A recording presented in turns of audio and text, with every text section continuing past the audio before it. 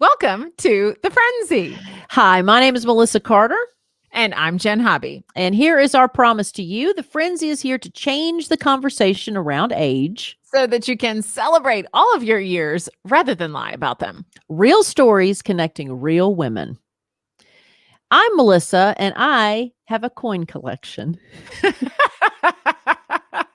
do. I added some things to it just the other day. I'm Jenn, and I hate bubblegum.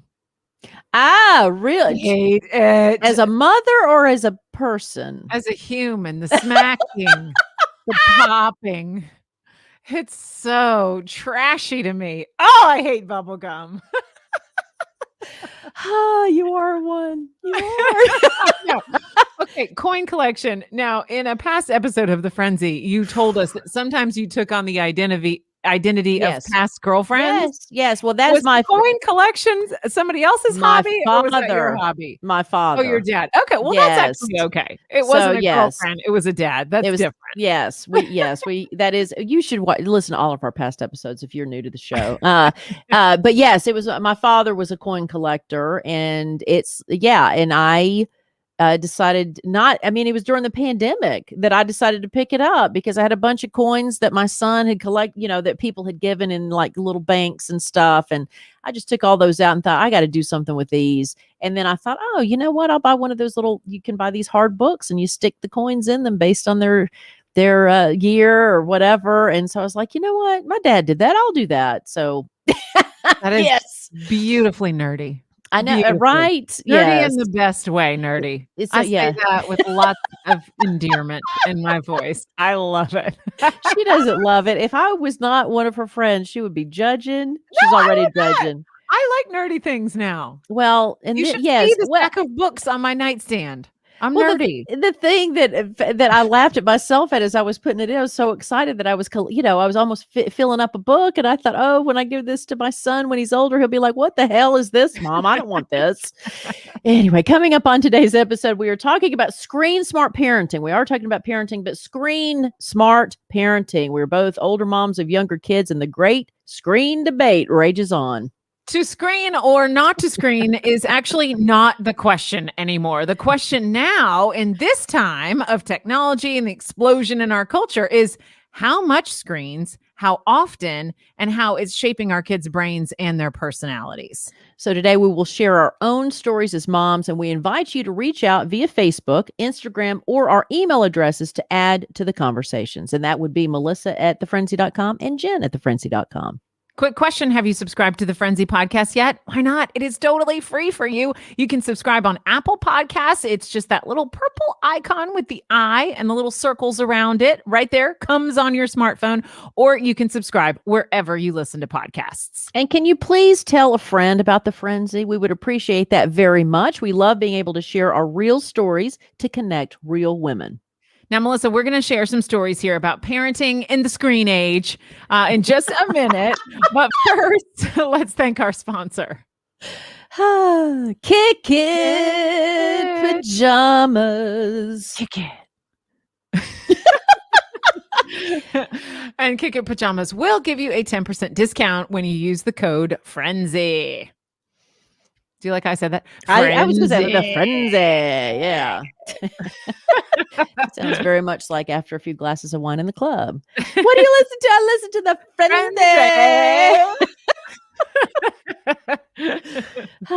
Friendzy. Choking me up. Okay, Melissa Carter, let's talk about parenting with screens. They're a permanent part of life now as a modern human being. So how do we parent through that? I don't think we have a choice on being completely away from it because, my son was issued an iPad as part of kindergarten.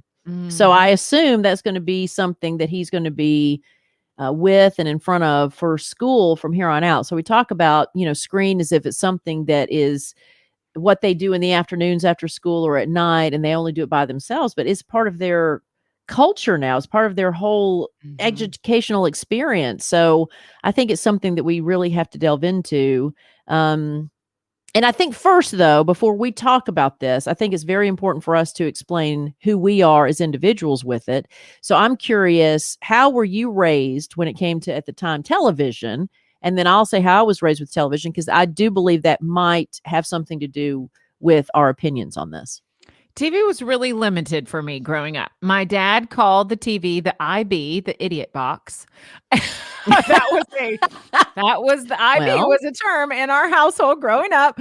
And he did not want us watching a ton of television. So we were allowed to watch on like Saturday morning cartoons, but that was it, really. And we were very limited on what programming we were allowed to watch. Like I wasn't allowed to watch MTV or fun things like that came about when we were kids. We did have a computer when I was growing up, and we got to play Frogger on it. yes. Do you remember the computer Absolutely. version of Frogger? And then Transylvania, I played at a friend's house. I didn't play that one. Our friends were the first ones to ever have a Mac computer. I can remember exactly what it looked like, and how it felt to touch the buttons was different than our Windows, whatever it was, IBM or something that we had at home. But we were able to play a game called Transylvania on that. So it was the beginning of computer screens and stuff when I was growing up. But my parents were very strict about it. What about your family? So completely opposite. My Mhm. parents were older, meaning that they were the age of my grandparents. So they lived through a time where they didn't have television. They did not grow up with television. My parents, especially my mother's family, they grew up. My mother could play every string instrument because their form of entertainment was playing instruments and making music together. Despite That's so cool. That is so cool. And I learned mandolin from her. And my brother tried to learn guitar from her. My sister didn't want to have anything to do with any of that. And so when I was growing up, despite that background, my parents were all about television. I mean, it was what brought our family together. That was our family time, was watching television programs together. And we watched the news together. So my parents had no problem with us sitting and watching Walter Cronkite and what was going on in the news. And my mother, when asked, do you think that television is this great evil in your children's lives? Her response was, try living without it. So in her view, she was like, this is a wonderful connective technology. And so we watched every television program together. We watched soap operas together. We watched the news, and it was in Saturday morning cartoons. What was your mom's soap opera? She was CBS. So she loved, I'm trying to remember some of the shows on CBS, where my sister was ABC. So my sister was All My Children, because my sister was a teenager when I started watching stuff. All My Children. So my sister was all about Erica Kane, where my mother was more about, I can't remember. Was it Guiding Light? Guiding Light. There you go. Wasn't that the one? Because I was a General Hospital, which was ABC, and then I went to Days of Our Lives. So that was NBC. So we spanned all the networks. That is something that I hate is not available anymore. Soap operas. Those were fantastic. So good. But anyway, so I had a positive experience with television. I never was scolded for watching too much of it, as long as I got everything else done, and as long as I had outside time. Because again, I was also part of the generation where after school, I just went outside and stayed until supper, not dinner, supper.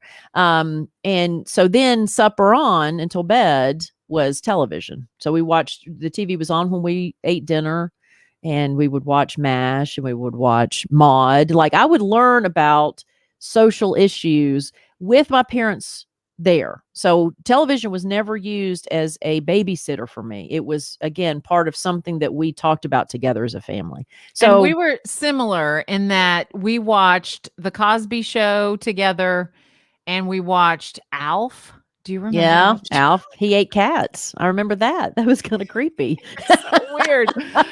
But those were the kind of shows that we were allowed to watch, and we did watch those together. Mm-hmm. But it was pretty strict in my house around TV. Yeah. Well, so Idiot Box, to call it Idiot Box does give it quite a reputation in the house. It does. But that was just my dad's way of saying, like, don't rot your brain on that stuff, get off the IB. Right. Anyway, so I do think that changes our perspective on Yes. parenting with it too, because how we were raised with it and our experience with it. And since this is the Friendzy and we're changing the conversation around age, how does our age now change that perspective about screens for our kids? Because, like you said earlier, we are older moms parenting younger kids. Right. I think that we see a bigger picture. Like I'm not as alarmed because of my background being that my brother and sister and I, our brains were not rotted because we watched a lot of television. And again, it gave us something, a common platform to talk about, which my brother and sister and I are very different people from each other.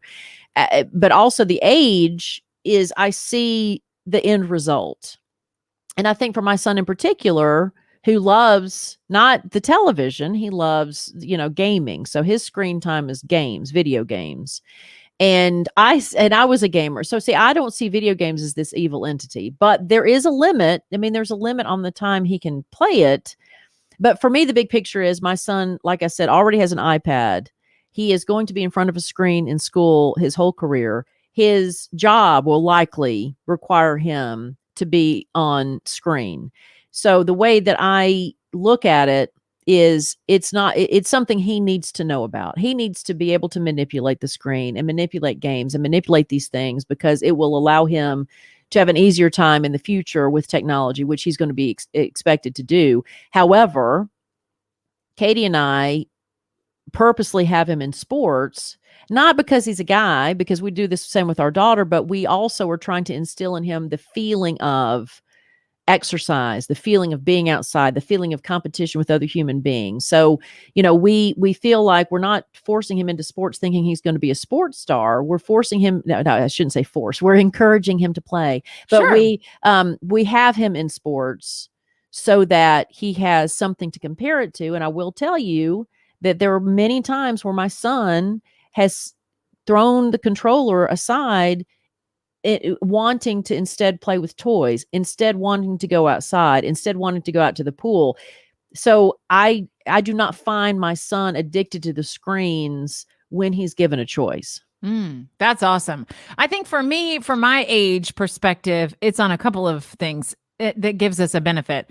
One, like you said, we see the big picture and we can see our children. For me, it's both girls and their affinity for a screen and how much or which one they're going to choose, and knowing which personality is going to have a tendency towards being more addicted to it. Right. I feel like I can see that perspective as being an older mom rather than blanketing the rules on everybody in that way. Right. That's a great point. Because I only have one child where you have more than one in the house. And then the other perspective is that I've been able to watch my friends raise their kids. Most of my friends my age have teenagers. That's right. One of my best friends has her daughter going off to college. So I've been able to witness how they have handled screens and the outcomes that have come from either with rules or without rules. I've been able to witness other, and learn from either their successes or their mistakes. And I think that gives me interesting perspective as it comes to raising my kids, because my oldest is 8. And so we're not at that preteen thing yet, but we're going to be getting close to that age where they start asking for phones and wanting all their own things. So I think it's been helpful to watch my friends go through it and see what choices they've made or haven't made and which ones I would want to follow or not. That's a great point. Yeah. Cause I'm about to cut a check for one of my best friend's daughters who's heading to college. Right. So it's and going, okay, how did she handle it as a mom? And how did her daughter turn out? And, all that stuff where you're like, okay, this is kind of cool being an older mom, because I get to follow some examples of what I don't want to do. Exactly. So, well, and let's start with, I mentioned how my son loves gaming. And let's talk about how we handle that in our house when it comes to who leads the way, who leads the screen time. Is it the kid, or does the parent set the rules? And at what age does that change if the kid is in the lead? It has to be more flexible as they get older. I feel like the older they get, the more screen time they're going to have. And I do think we should acknowledge how screens have really saved our lives in the last year. I mean, sidebar, pandemic. I mean, hello, without screens, we would have not had our kids in school, we Right. would have not stayed connected with family and friends. So Great screens have point. been such a great thing, and we've realized how essential they are in the last year. But my perspective is that the parents have to guide the time. Otherwise, if it's child led, they can get sucked in for far too long and forget that they have their own creativity. They have their own imaginations, and they can be even more creative than what they're watching on the screen. So that's where I want to make sure that I'm guiding their screen time. For my kids, they don't have individual iPads yet, but they do have individual Chromebooks because I wanted that. Well, Lauren has a Chromebook and Reese will get one in kindergarten because that's what they take tests on. Mm-hmm. So I wanted my kids to have the same computer at home that they're going to be using at school so that the use of a computer is not what's getting in the way of their testing. Right. So that they're proficient at using a computer that they're also going to use at school. And then when they're at school taking the test, then it's just about the material on the tests. It's just about the content.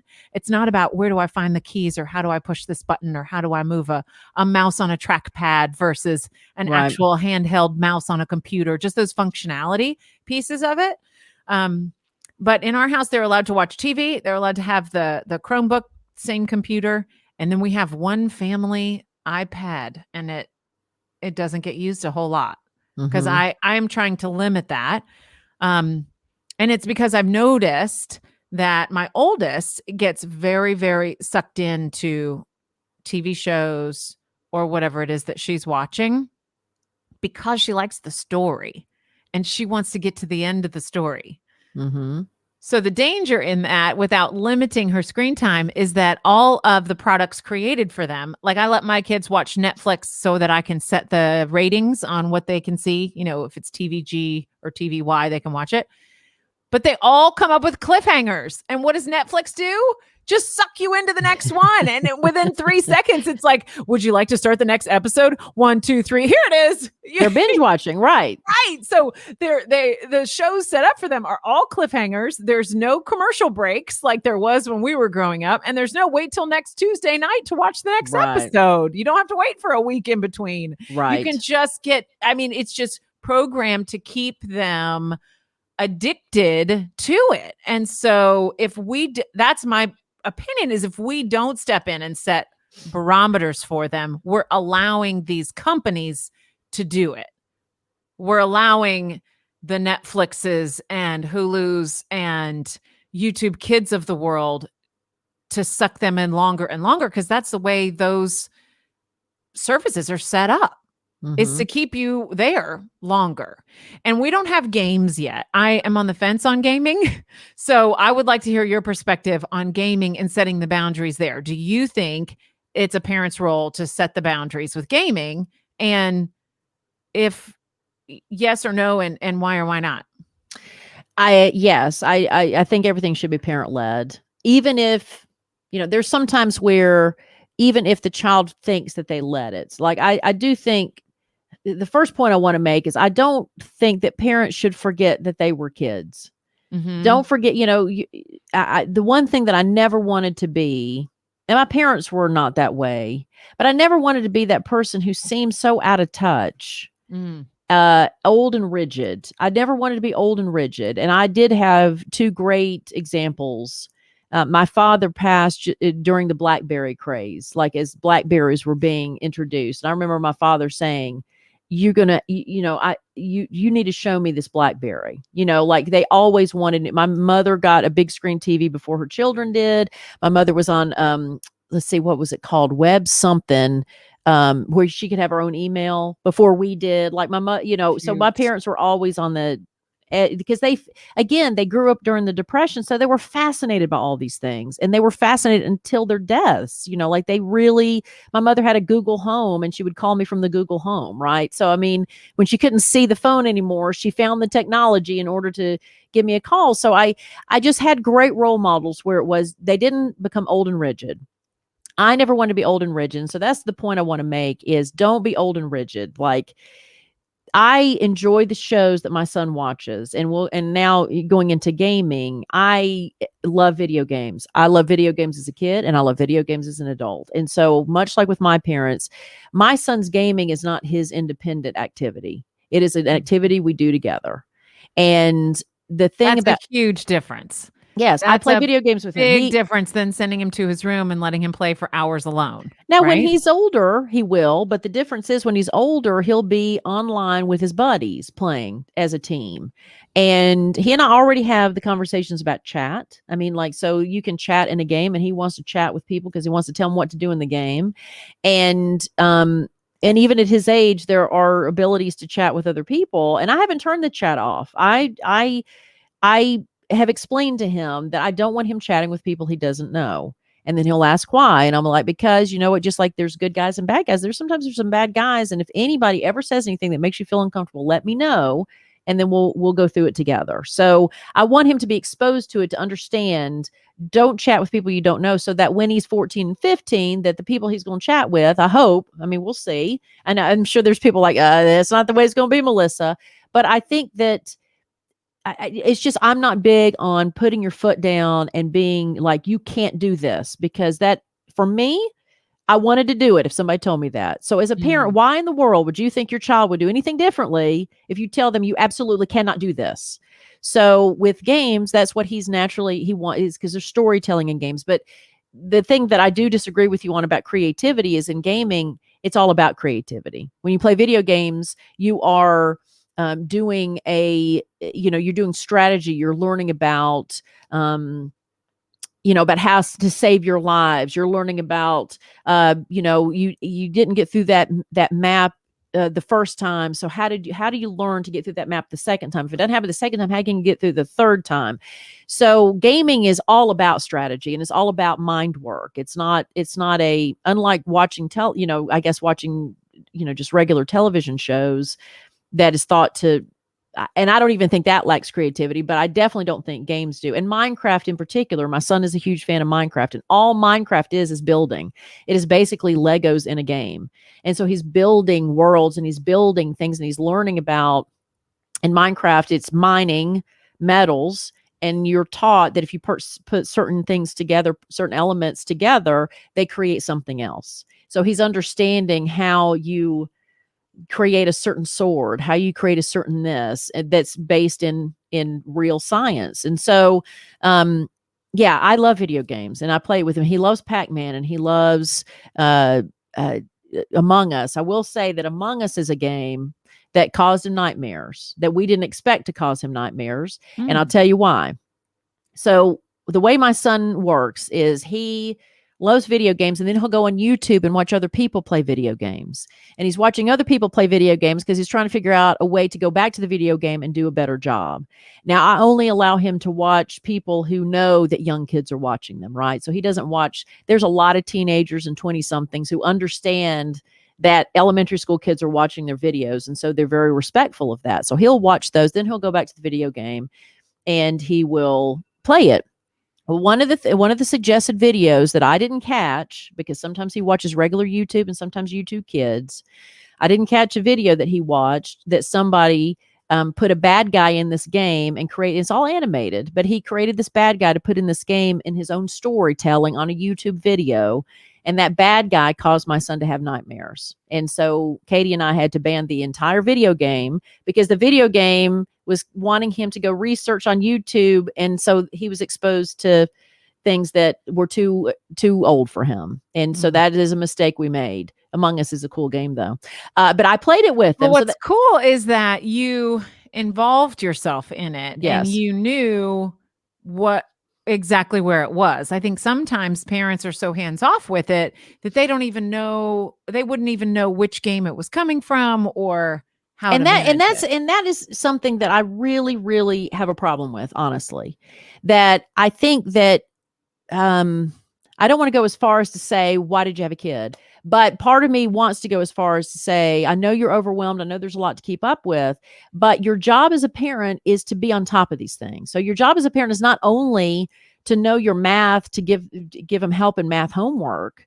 your job as a parent is also to watch these shows with them, play these video games with them, be a part of their world, especially at an age where they want you in their world. So my son wants, I'm his best friend now.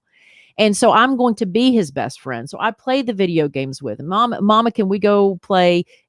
Just the other day, it was, Mama, can we go play Pac-Man? And he said, because, and I said, yes. And we found a 2-player Pac-Man game on an Xbox.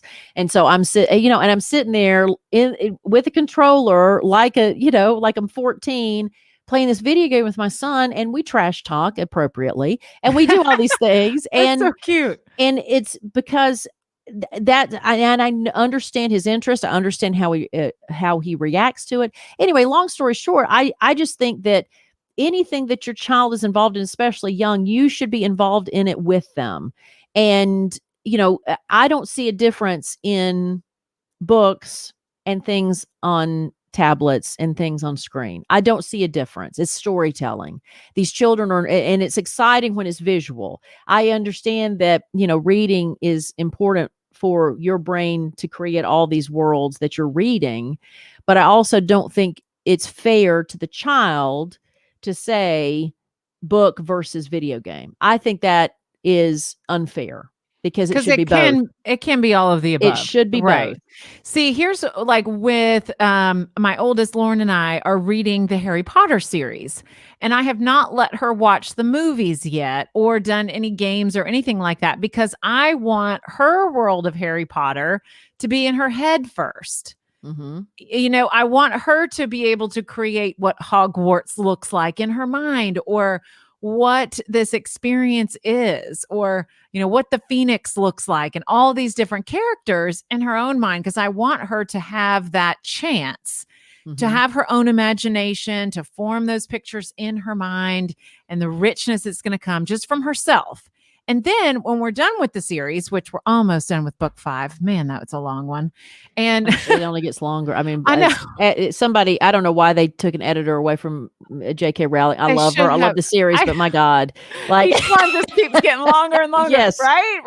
But when we're yeah. done, we'll definitely go watch the movies and all that stuff. But I've been strategic about that because I want her to have the imagination. So I don't think that, watching TV or movies or gaming replaces their creativity, but I want her to know that she also is creative and that she's got these brilliant imaginative thoughts in her own mind. And so that she can create someday a TV show, or she can create the movie, or she can write the next book or create the next game. So I feel like if I let my kids to their own devices, they would just be on devices all the time and forget that they can come up with their own creativity and their own things that come from with inside of them rather than from somebody else's imagination. Well, I want to jump in and also say that as parents, you also have to set the standard.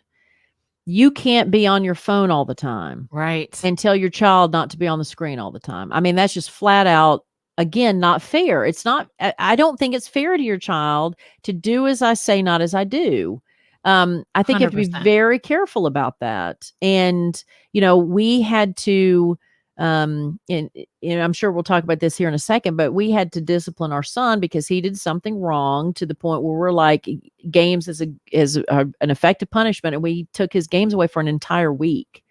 And, but I knew when he was in my home that it was not fair for me to then go on my phone and be on my phone all the time, but tell him you punish. Now I could have easily said, well, I didn't do anything wrong, but I just thought, no, I took that week, which was very hard for me because I enjoy games, but we did other things, and I made sure not to be on my phone while he was processing his punishment. So I don't, some people. How did that go? When did he learn his lesson from the punishment? I don't think so. And did you? I don't think you're like, so. I'm not taking that away again. Yeah. Well, no. I told him, I said it would be worse next time. I mean, it's, I just think kids, like he knew what he did wrong, I think, and he understood that we were angry with him, and we understood we had long punishment with him, but he also was focused on when he got him back. And I think we all do that. Like, okay, well, he processed in his mind, I can handle it because I get him back Sunday. And what is How many today? more Okay. days?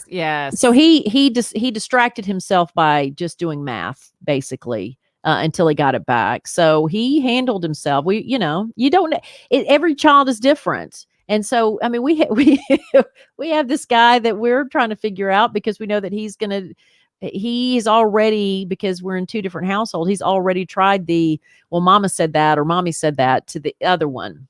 And we know better that the other one didn't say it. So he's already started that split parent manipulation at 6. Sure. So, I mean, Something I was going to ask you about, because you and I have talked about this, not on the show, but the difference between a screen that is a TV screen, a yes, screen that is a gaming screen, and a screen that is handheld in yes. front of their face. Like whether you give your kid an iPad or a phone, I feel like those iPads and phone screens are more addictive. iPad. So I Why told is you this. that? I have no idea, but I will. There is one thing that Katie and I had to put our foot down, and Jen and I talked about this, Mhm. months ago off air. But we found that our son's personality changed when he was on the iPad. So if Yes. our son was playing video games, which of course are attached to the TV screen, like console games like Xbox and PlayStation, it didn't change his personality. And even my phone, even if he's playing games on my phone, it doesn't change his personality because sometimes if we're on a long car ride or whatever, he'll play games on my phone.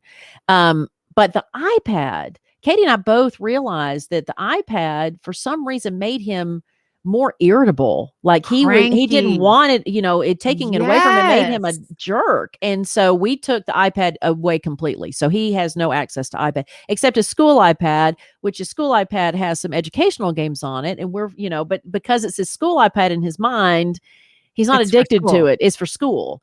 And so, Yeah. but that is one thing that we did have to do is we had to take the iPad completely away from him. I wonder what the scientists or experts would say is the difference between that, because I've experienced the same addictive quality with my daughter. So my little one, and I'll include the phone. If she's got my phone or she's got an iPad and you try to take that thing away, it's like you're trying to rip her arm off. I Exactly. mean, Yeah. she's like, this is an appendage that is attached to me. And she's so cranky and upset when you take it away. But it's not the same if the television's on. She kind of couldn't care less. She's the one, my younger one's the one who's like listening to it in the background, but she could be playing other things, or TV's not at the center of her focus. But man, if you give her the iPad or the phone, it's like Yeah. she is zoned in. I don't know what the difference is in that close proximity or what it is. Or maybe manipulation too, because it's the other thing, you are completely in control of an iPad, where the television, there's a little separation, there's a remote control, it's not touch screen, but That's a good point. so again, with the phone, we don't find the same issue, but the iPad was a weirdly, I don't understand why the iPad generated the same that reaction. I mean, vicious. He got vicious with Katie once about it, and that's Yes. when it's like I've no experienced more. that. I know what Yeah, you're talking about. Totally. yeah. All right. So let's talk about like benefits versus dangers Mhm. on screen time for kids. What do you think the benefits are? I think it's again something connective with your friends. I do think that well, I think that as he grows older, it will be something that is a common topic for him. So games, I do think that, and girls play games too, but it seems to be a very boys world. I encourage girls to play video games too, because you can't let the guys make all the money in this, because there's millions and millions of dollars in video games. And I encourage anybody with daughters, please let them play video games, and please encourage that, because you can make money off of that. And I don't want the boys to, again, another industry where we give to men and not allow the women to flourish in it. You're gonna have to talk to my husband about that. Yeah, because it's I'm yeah. lukewarm on video games. He's like diehard against them. So you and Grant will have to go out to dinner one night, okay? But I love video games. I think it could easily be for Mr. Carter, his paper route when he's older, because you can make money off playing video games, and educating others on video games. So I think it's a way to make money when they're older, and they can learn to develop their own businesses. Because some of the guys that Mr. Carter watches are millionaires because all they do is teach others how to play certain video games. And I think so you can make money off of it. School, he's been in half of preschool and all of kindergarten were on a Zoom screen, and he would not have been able to benefit from that. And I hear a lot of people talk about how I feel sorry for these remote kids because they're so behind, where I actually think that they're ahead, because I think that you got a one-on-one feel on the Zoom screen. I have no concern about Mr. Carter's education because his kindergarten teacher ran out of kindergarten materials, and the last 2 weeks of school were all about first grade instruction. And Well, the and I kids think and the too, kids that's kept up with it. because I have to give you credit because you've been a hands-on mom with online learning. You know, Yes. whether parents were right there, if there's a parent right there next to a kid who's online learning, that's a whole different scenario than a parent who either isn't engaged in the online learning at home or can't be because they've been pulled away for another job or have to leave the home for a job. So I will say that is a huge difference in whether they succeeded in the pandemic and virtual learning and whether they didn't. And to Well, give you credit, I mean, you were there every single day, I was right there by every his single day, side. and a lot of his class either had a grandmother or mother or father. I will say there's one child in his class who didn't have anybody, and she struggled. However, I also give credit to the teacher because she was able to handle even the kids who didn't have anybody there with them. But again, I don't like hearing people talk about remote kids are behind, because that Mhm. I absolutely viscerally disagree with that. I think that it was a very hands-on one, because the ratio was one. There were 9 kids in my son's kindergarten class and 1 teacher. I mean, that's a small ratio, and he got one-on-one attention from her. So, anyway, I think that other benefits of the screen time, again, is how I grew up. It's a not only way to have a common theme with your friends, but it's a way for you to spend time with your child. Like, I really think that adults are hypocritical, because I guarantee you're sitting there on your phone and not watching your child with your eyes most of the time, where you could be on a screen with your kid and you could do something together. So, and that's what I strive to do. So that's, to me, the benefit of screen Mhm. time. And I think the benefits of staying connected with grandparents. I love FaceTime so much. And so much of our families are all over the place now that I Mm-hmm. love that part of it too. If my kids know that they can pick up the phone and FaceTime their Uncle Matt in California, I Yep. love that. That's so awesome. Like, we Mm-hmm. didn't have that in past generations. I love that. And I Correct. also think that we're on the benefit side of letting them have screen time and engaging with it with them is we're raising our kids and preparing them for a world we don't know anything about. Correct. But that's Wor- every parent. But that's every parent. But the working world is not going to be what we were raised to go out and get jobs and stay in it for 20 to 30 years and then retire with the same company, all that stuff, right? There's so much that has changed. And I think that if we limit their screen time too much, we're limiting their capacity for what their future careers can be. Absolutely. That's why I said before. It's like I know that his whole life is going to be in front of a screen, and they have not shown that vision is impaired by too much screen. We've had enough screen time to where they are able to show that there's not as adverse effects as you think by being in front of the screen. And when I said every parent, to me, that's part of parenting, is every generation was preparing their child for something they didn't know. We have technology, but others have wars. Others have, there was a time where they did not go to work for the same company for 20 years, and then they established that. Now we're out of that, and, when it comes to finance or whatever it is, like, we don't even know what our children are going to do for a living, but yet we're trying to prepare them for that. And so we have to be wise about that. And I think as older parents, we have the wisdom to help. I think younger parents have the energy to help. And I think you just have to remember that it should be based on your child's personality. Every child is different, and you need to know your child in order to parent them. But we also have to talk about the things that are negative about screen time. We've talked about the iPad, where we had to take the iPad completely away Mhm. because of that, and the dangers in my case with gaming, where he is exposed to other people and he has the ability to talk to other people. And we have not had any issues yet. Nobody's reached out to him or tried to do anything to him. So that's the other thing, is like, my son's been playing video games for a long time online, and no predators come after him. So, I mean, it happens, but if people are not aware of video games, it's not as prevalent as you think it is. Mhm. But I'm right there with them to navigate if it does happen too. So Right. And that's the difference in you're teaching him what to be aware of and what to look out for so that he doesn't get duped into believing that an adult is another child and, going down an inappropriate road with him. Right. I think for me, I've seen, again, watching my friends that have older kids, the dangers come in social media because of the confidence level. And I think this is especially for young girls and the focus on their appearance and finding where their value comes from. And I have seen it be very damaging for my friends with girls who have not necessarily limited, but not stayed connected to what social media is doing, because so much of it is in secret, right? There's Snapchat and there's all the different ways that kids can be secretive about it. But I will tell you one story that has stuck with me. A friend of mine and her teenage daughter and all the kids in high school were all on Instagram.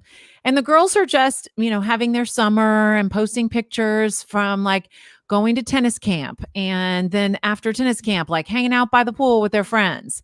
And the boys in their class that follow them, and they're all friends on Instagram, started rating their pictures with numbers. Mm-hmm. And these girls' hearts were broken. These are their guy friends in their class. And it was like on a scale of 1 to 10, they'd post a picture of all of them by the pool and they go 4, you can do better, da, da, da. Mm-hmm. So instantly it's, affecting their self-esteem. It's affecting the way they see themselves. So thankfully, my friend was involved. All the parents were involved and got involved to have a greater conversation with not only the girls, but also the boys about what's appropriate, what's not, and how we're going to treat each other online, because it seemed easier for the boys to do that because it was distant. It was just a comment on a picture. It wasn't in person. They wouldn't have said that to their friends in person. Mm-hmm. But that story left a lasting impression on me because I can reverse and imagine myself as a 12, 13, 14-year-old girl and having a really strong emotional reaction to just the harsh things that are said online. So I think dangers, I'm not there yet to the dangerous part, right? Because my kids are just 8 and 5, but I'm going to stop you there. I'm going to stop you there. The conversation should start now. Mm-hmm. I don't think you wait till 14 because the thought I had in my mind is, first of all, it's like, planting the seed of somebody else's opinion doesn't matter, or why, not turning around and rating them like it or making light of it. Like one of the things that I think you have to plant a seed in kids this young is that could happen. And what do you think about that? And this is what should. I mean, I don't think you wait till they're teenagers. I'm not going to wait. My son, like I have to plant the seed to make sure he understands he can't do a dick pic. Like I'm already having conversations with him about the appropriateness of his penis at 6 years old. Because I have never had a household where I want him to be self-conscious about his penis. And so, and now he's very comfortable with his penis. So now I have to reverse it when we're out. And say, he's been, and he's been in remote learning, right? So he's been comfortable at home, remote learning, and I'm having to now have the conversations, what you can do at the swimming pool, what you can do at school, what, in regards to your penis and what you can do at home. But I don't make it a big deal. I don't make it a shocking thing. I don't want him to think his penis is wrong or anything's wrong with it. Right.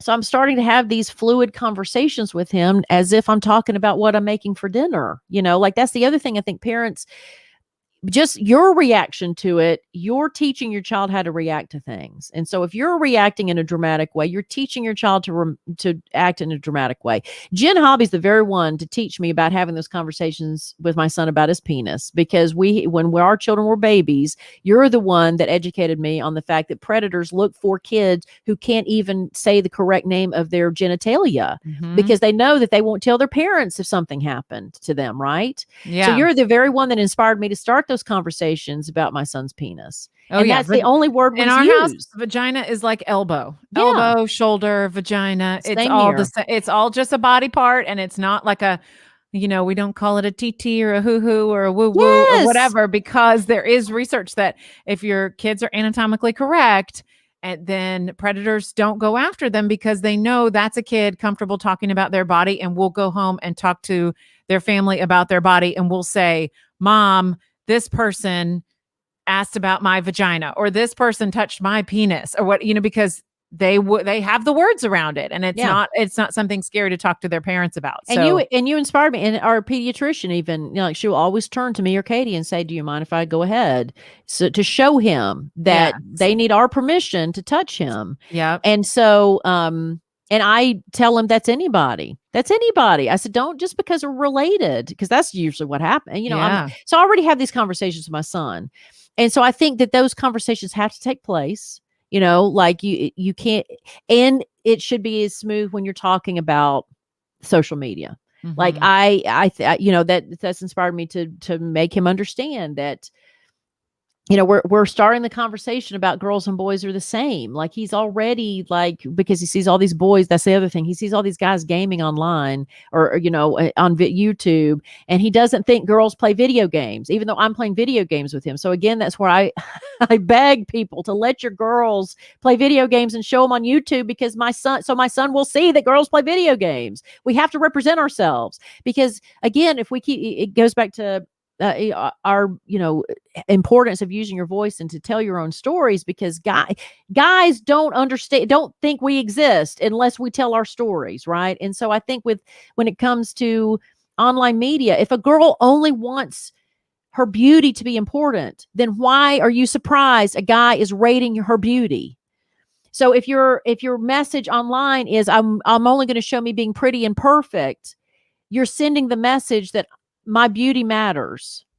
So the response is, well, I'm telling you about your beauty, and not in a respectful way for these guys, obviously. And I have to teach my son to be respectful about that, because guys are not taking it as personally as girls are. Guys don't understand how we're taking it so personally. Guys, so and I'm having to teach my son how to deal with the women in his life, and when he's sexual, to understand why she's telling him no, and that he cannot insult her for telling her no, because she has a whole different life and a whole different set of expectations on her than he does. So I mean, I think that you have to include the whole conversation in this. You can't just nitpick certain things out and be upset about them. And that's when it goes with screen time. All of this has to be a part of a fluid conversation of parenting. And I do think that when you don't share, you're leading your children. And if you leave them by themselves to handle these things, then I don't know how you can be upset by bad results, because you need to be involved. You need to, I certainly would not be one to read my son's diary. Not that he would have a diary, but I would not, there are times that I want him to have his privacy and I want him to be independent. But at 6 years old, I'm going to plant the seeds so that at 16, I feel more comfortable with what he's doing. If you wait until 16, I think it's too late. So anyway, I don't know what the future holds. I think it depends on the kid, but I just think social media, if your child thinks that is their approval and that's the source of their happiness, then you need to step up and get involved and explain to them. If you're somebody who's on Facebook all the time and doing the same thing that your child's doing on Instagram, then aren't you a hypocrite if you're trying to tell her that social media is not important? I just think that you have to look at your whole life and how you are being the role model for your child, and then make the decisions on what to do. I don't know if that made any sense, but my son, me being a mother is my number one job. That is my number one job. I chose this job, and I'm here, and I'm going to see it through. I do not expect my son to be perfect. My son is already manipulating us. But there's a part of me that is proud of him, because that means he's smart. I'm not going to be offended by everything my son does, because it's like, but you know what? The skill it took to try to manipulate us, even though he didn't, we caught it. But it's like, he's thinking, he's being creative, he's using his mind. And we just have to, okay, well, let's not do it that way. But it's just, it's an adventure, and I'll do the best I can by him. But I'm not, I don't want things to be bigger than him. So I don't want the screen to be this evil entity because he's always more in control of things than the things in his life. That's what I want to teach my son, is that you are in control of your life. And this big bad screen is not a big bad screen. It's just a screen. It's how you use it, how your family uses it. And you can, and if it's better for you not to have it, then it's better for you not to have it. But I think that I think that people's preconceived judgment without trying it is what bothers me the most. They're the same people that didn't read Harry Potter and said that that was from the devil, right? Like if you don't try these things and tell them they're evil, then that's where I have the biggest problem with it. I don't know why I went on that soapbox. I don't even know where we were going. It's all good. No, we're just talking about the dangers of it. And, and I think the other danger of it that I've been able to witness with friends who have older kids is the lack of physical activity. So I think there is a balance. Yes. And that's again with parents being involved. Like if you're playing with your kid side by side, or you're setting those boundaries, then you can also set the boundaries for when they need to get outside and go run around or go play a sport or get physical. Because I have watched from other families, their kids that play more games have a tendency to be more obese. It just is what it is. And that's because there hasn't been a balance or they haven't set those boundaries in place. I think about it like the diet. If I let my kids just pick everything in the world that they wanted to eat, all they would eat is pirate's booty and lollipops, right? Like left to their own devices, they're going to eat cookies, cakes, That's your choice. See, my kid doesn't like sweets. But that's why I'm going to guide them, right? And I don't get judged by guiding them in their diet, right? Like I want to provide healthy meals and healthy food and good options and all that stuff because I know it's going to make them a healthy human. Those same boundaries and those same guideposts I apply to whether that's screen time or gaming or whatever else or physical activity or everything else. They need us to guide them. We don't have to do it for them. Right. But they need us to guide them to where they enjoy it. That's the other thing is I think, we are also manipulating our children. And I think the mistake people make is get up and go outside. Well, that sounds like punishment. Yeah. It needs to be enjoyment. So how about let's go play catch or let's go shoot some hoops together. Right. Well, awesome. and the thing with the video games, and you talk about the obese kids, I think that not every child is prone to physical activity. So that's the other thing where those parents they have to do a little extra work in making physical activity enjoyable for that child.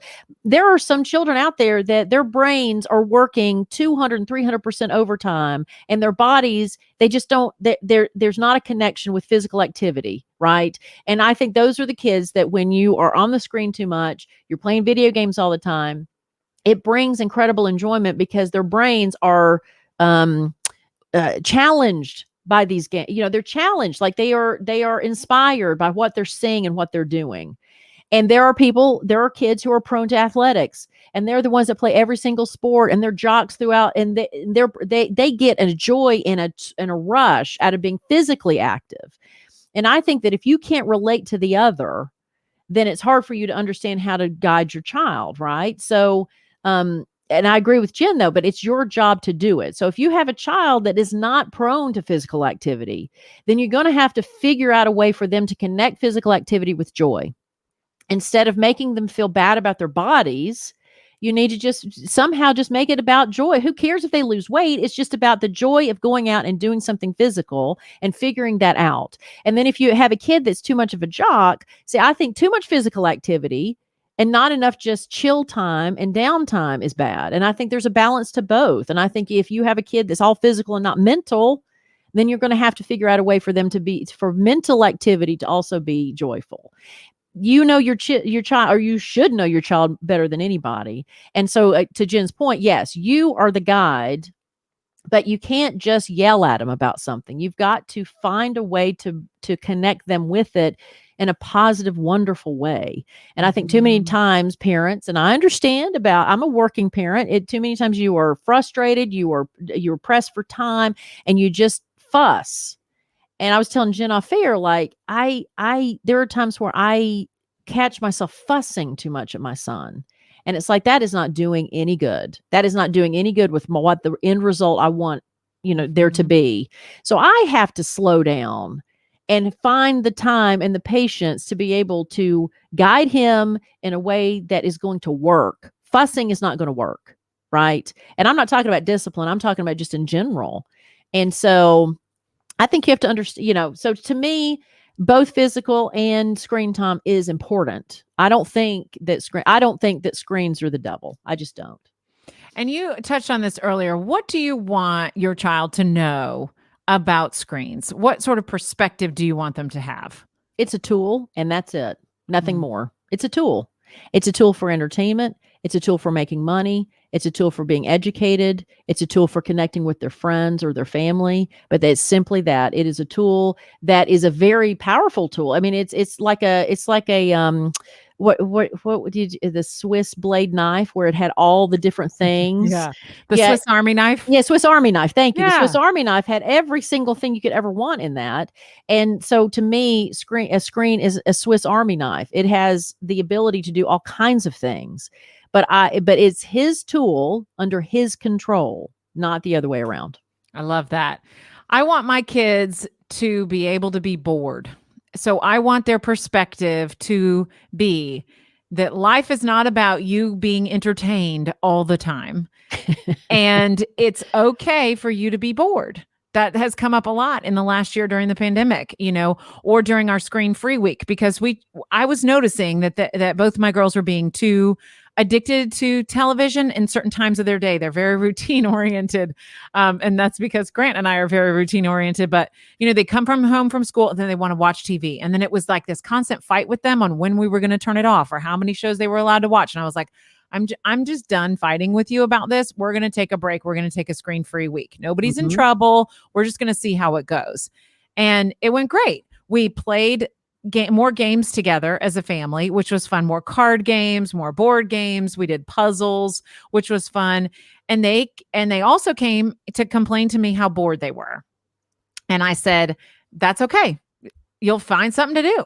Just go find something else. And sure enough, it would take them 15 minutes or so, kind of whining and complaining about it. But then I'd find them, with their LOL dolls coming up with something. I'd find them building a fort. I'd find them making a mess and painting. I'd find them doing other things.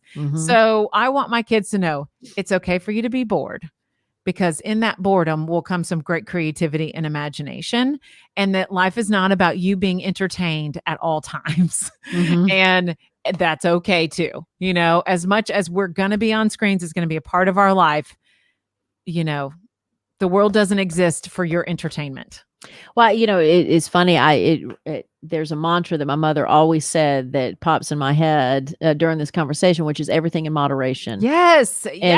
Millie Pete was right. That's all she ever said. And then she said that applies to drugs, that applies to alcohol, that applies to games, that applies to screen time, that applies to running, that applies to working. Like she just had a philosophy, like everything will be okay as long as you do it in moderation. As long as you don't tip the scales too much, then it will all work out. So I think that, to your point, screen time moderation, boredom time moderation, all these things, because there's some parents who are like, well, when they get older and they get bored, then something bad's going to happen.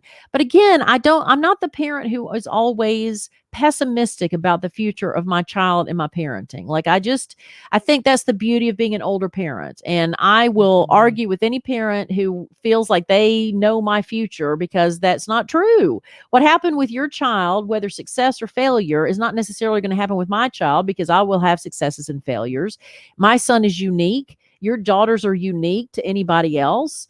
And I think that, I just do the best I can, but I don't have a pessimistic view of my son's future. I think that we all turned out okay, and we all face things, and there's things we faced as teenagers that we would never tell our children about, and they are going to face things they will never tell us about. So the point is to give them the tools to be self-sufficient. And I think, not to have to be entertained, I think is when they're older and having to deal with older things, that is going to come in to be a benefit for them, because they will not always feel the need to be entertained. And there's some things that they don't need to be entertained with, but yeah, my son is going to keep secrets from me. So I'm trying to minimize the severity of those secrets. That's my job. So good. I think of it as a river guide because I grew up on going to whitewater rivers and paddling. And I think of it, parenting, this analogy as a river guide. You know, the big Yeah. rubber boats that you get in, Yes. So Yes. I think of I myself was the as terrified one in the boat. I think of myself as the river guide, right? Like I'm going to steer. I'm going to make sure that we're going on the correct side of the big waterfalls. But you know what? You might fall out of the boat. And Yeah. that's okay too, because that's part of the whole river experience. And I'm going to make sure that you got your helmet on. I'm going to make sure that you got your PFD on Right. and that it's on tight enough that if I need to yank you out of the river and throw you back in the boat, I can. But, I'm going to give you the tools to survive the river, and sometimes you're going to be out of the boat floating on your back with your feet in front of you, just don't go head first. Okay. Cause that's when you're going to hit a rock, right? Go feet first on your back and float, I think of it in that way because we're just there to guide them. We're not there to do it for them. We're not there to hover over every single thing, but we're there to be in that shared experience with them going down, going down the river. And it should be a shared experience. Like parent, Yeah. And you have to love to love your child. That's the other thing. I cannot stand to hear a parent complain about their child. I can't stand it because I think if they don't have you on their side, if they don't have you, like you can call my son spoiled or whatever you want to, but he's going to have plenty of critics in his life. Sure. So if I'm not on his team, then how in the world is he going to understand that he's a lovable, capable human being? So I just cannot stand to hear parents complain about their kids. It just drives me nuts. It's almost like they've given up if they're complaining. Like it's not working out the way they want to. Okay, well, what are you going to do about it now? But again, I'm my son's biggest advocate, and I always will be, even when he doesn't need me to be, because in my life, I understand that it is very important to have one person in your corner makes a huge difference. And if it's not your parent, my God, that child is going to find somebody else to be their advocate. And it's not always going to be the person you want it to be. So anyway, I don't know why that popped in my head, but it's like, I love it. Well, listen, we want you guys to join the conversation. So join us, reach out to us on Facebook or Instagram. Melissa's doing a beautiful job with our Instagram. So go check it out and follow us at the Friendzy. It looks awesome. And we want you to join the conversation too. So if there's something that you want us to talk about, or maybe an angle of screen smart parenting that we haven't thought of yet, we can do another episode on this. Just reach out to us, hit us up directly, Melissa@thefriendzy.com or Jenn@thefriendzy.com.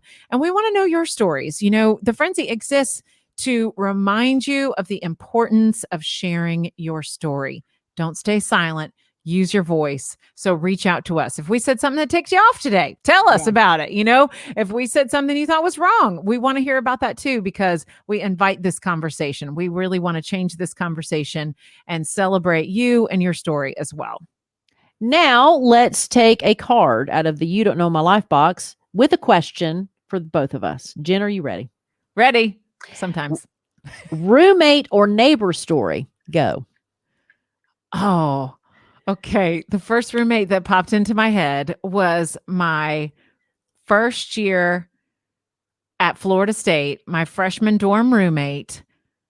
Love her. She's so sweet, but was a talker. She loved to talk, just talking all the time. And I was very busy, right? I did lots of activities. When I was in the dorm room, I needed to sit and study. And she did not have as wide of a social circle. So I was her social circle a lot of times. I think she just talked a lot about a lot of things.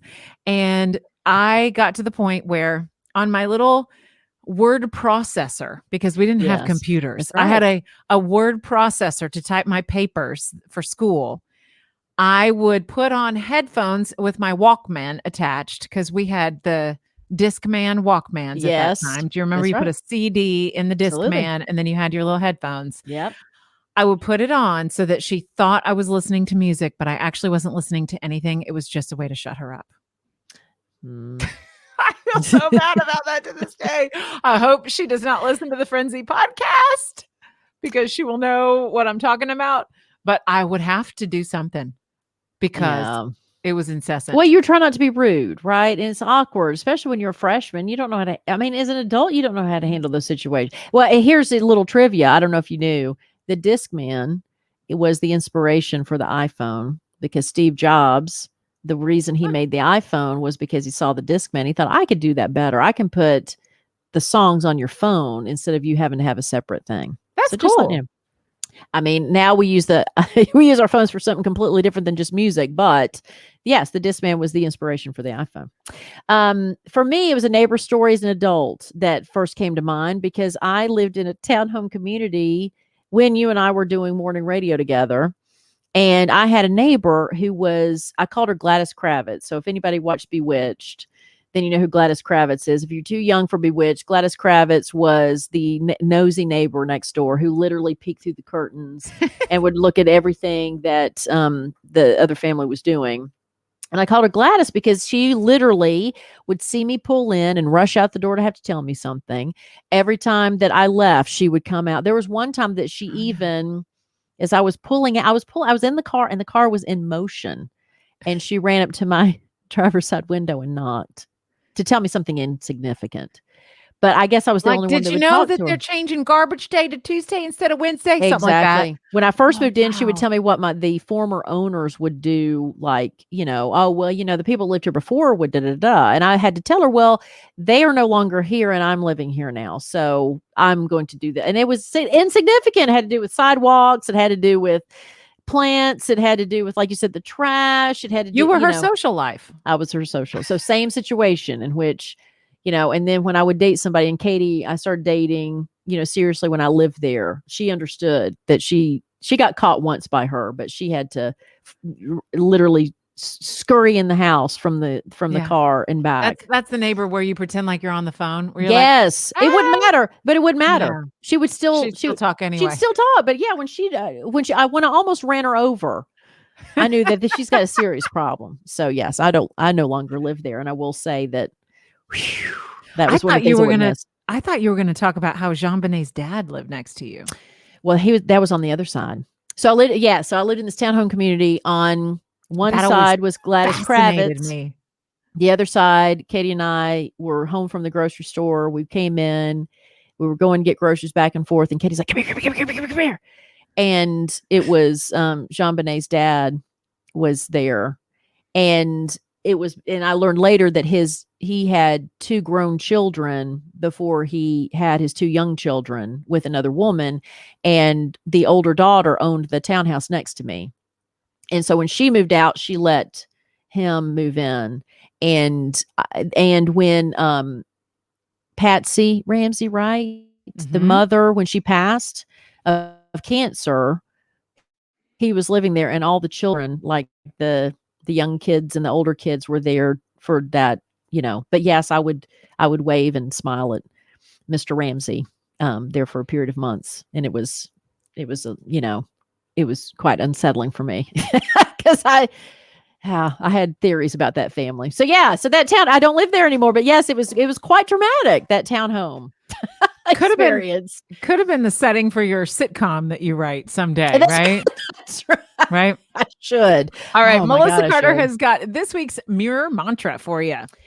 So we were talking about screens earlier and talking about, in particular, your story about your friends' kids who were, justifiably upset by the rating system that their guy friends had done for them. And my mantra kind of goes with what I mentioned earlier, which is you are the source of your life. You are the source of your life. You can go to church and pray to God. You can, go out and be grateful to your friends. You can be grateful to your children for what they bring to your life. There's so many things that are fruitful in your life, but you got to remember that you are actually the source of your experience of your life. And I think too many times we forget that when something is not going the way we want it to, it's usually because somebody else is in control. We've given somebody else control. When we are upset about what is going on with a situation, we're pointing the finger at somebody else. And that is because you've given too much of your emotional self and too much of the decision making to somebody else. You have tipped the balance of that. And so that's why always want you to understand when those situations happen, say, I am the source of my experience. I'm the source of my life. I'm the one who is in charge of the energy I bring. I'm in charge of the emotion I bring. I'm in charge of the activity I bring. And if you're not happy with what's going on, and we've said this in the pandemic, then you chose this life. You chose what's going on. You chose how your children are in your home with their screens. If it's not going the way you want to, then you take charge, and then you're the one that has to set more boundaries for yourself and for your children. But yeah, too many times I think that we as women, we've talked about this, that we outsource our lives. We feel sacrificial. We feel that's the way to be. We feel I don't want to be rude. I don't want to be bold. I don't want to be considered a bitch. I don't want to do this. I show my perfect life on social media. I don't show my vulnerabilities on social media because I need to sacrifice myself so everybody else is satisfied and happy. And then we turn around and think, well, our life is unhappy because of our husband, because of our children, because of social media, because of all these things. No, it's not. It's because of you. You're the source. Your thoughts, your emotions, your energy come from you. They don't come from somewhere else. You're not reacting to the world. You are the world, and you need to start taking responsibility for that. Amen, sister. Our new YouTube channel is live with videos and extended interviews. We want you to go to YouTube, search The Friendzy on YouTube, and see all that we have to offer there. I think a lot of people don't realize that the videos of the episodes are usually twice as long as what makes it onto the podcast. So if you are a big fan of the show, we'd love for you to check out the YouTube videos as well. Please sign up for our weekly Friendzy email so we can send the episode right to your inbox. We promise not to flood you with lots of messages. We only send one email newsletter with the new show each week, and we add some really cool links inside of it. So please sign up to get that email at thefriendzy.com. And thank you to our listeners who have subscribed to our email list at thefriendzy.com. A shout out to Lena Bernstein, to Rochelle Carmel, and to Francis Curry. We thank you so much. Soundtrack produced by Tammy Hurt for Placement Music, written and recorded by Placement Music creative team member Mark Daniels. The Friendzy is produced by Bo Johnson and hosted by me, Melissa Carter, and her, Jenn Hobby. These are real stories connecting real women. Now it is time to go share your story. Thank you so much for the gift of your time. We appreciate the time that you spend with us. All right. Until next week, trust your gut. Share your story. And stop lying about your age. We'll see you next week.